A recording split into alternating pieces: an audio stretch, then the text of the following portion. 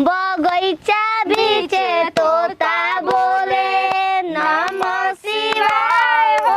बगैचा बीचे तोता बोले तोता के आवाज हमारा आंगन में सुनैले रामा।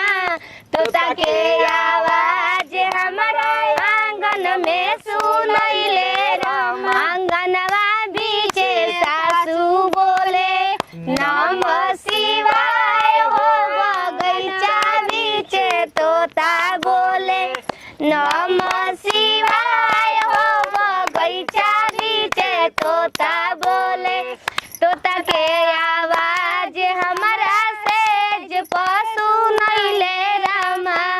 तोता के